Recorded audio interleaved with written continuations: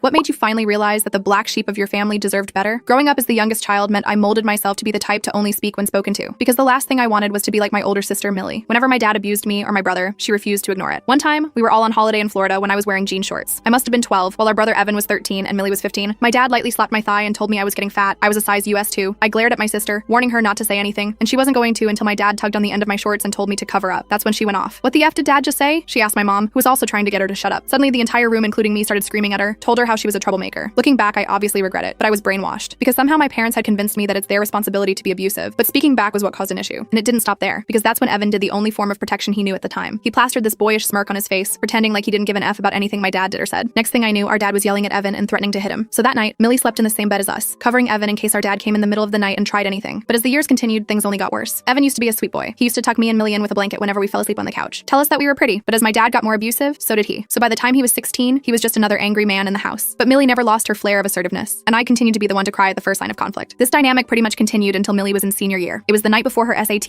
and we were all sitting around the table eating dinner. She was the only one in our family that cared about school. Her hands were trembling. She had that faraway look in her eye. Well, that's when she asked Evan to stop chewing with his mouth open. "You're going to fail your SATs and be an effing failure for the rest of your life," he yelled. Suddenly, Millie stood up in tears and ran up to her bedroom. My dad began shouting at the top of his lungs, his voice echoing off the walls. Meanwhile, I stayed in the kitchen, texting Millie and asking why she would react to him saying that she had once again destroyed the peace in our family. We didn't see her much after that. She was always at her friend's house or secretly out partying, and I never texted her either, because to me, she was the one who had destroyed the family. But the less I saw her, the more I realized how wrong I was, because suddenly I became the new scapegoat. Every day my dad was barking orders at me, and no matter what I did, it wasn't enough. Meanwhile, even he was too scared of Evan to tell him to do anything. But Millie never stopped trying for me. Once in a while, she would come home and criticize our parents, and I didn't even appreciate it until one day, when our dad caught Evan putting his wet clothes on top of my mom's dry ones. Dad was screaming at Evan, when suddenly my name was called for me to come into the living room. As soon as I walked in, my dad called me an ugly beach who couldn't keep my brother in control. And while I silently processed his words, he pushed me over the coffee table. Tears were streaming down my face and fear filled my veins. When I tried to stand back up, he kicked the back of my legs and knocked me over again. "Get the EF out of here." Well, he didn't have to tell me twice. I immediately ran to the bathroom and locked the door. I called the first person I could think of, Millie. I told her everything. She talked to me in that soft voice that always managed to calm me down. As I sat on the cold bathroom floor, my dad screamed at me again and ordered me to clean the kitchen, so I hung up with no explanation. Well, 20 minutes later, I heard the front door silently creak open. Millie walked in with her 6'4" muscular boyfriend. I stared at her with fear, not wanting to leave in case my dad punished me even worse. And I guess she picked up on it, because she immediately grabbed my hand. Her eyes were filled with comfort, like she knew what she was doing. Before I knew it, she had convinced me to leave with her, and we went to an apartment I didn't even know she had been renting out. I tucked myself into bed, and she asked me to again explain what happened, to tell her what she had missed. But I didn't want to think about it anymore. I just wanted to focus on the Halloween party that I had planned for the next day. So I violently shook my head and Millie nodded before ordering me McDonald's, but I never got to go to my party. Because the next day, my mom texted me about how I had to come home, how Millie had done enough damage to all of us, and I believed her. But as soon as I walked in the door, my dad hit me so hard I blacked out. The rest of the full story is on my channel and linked below.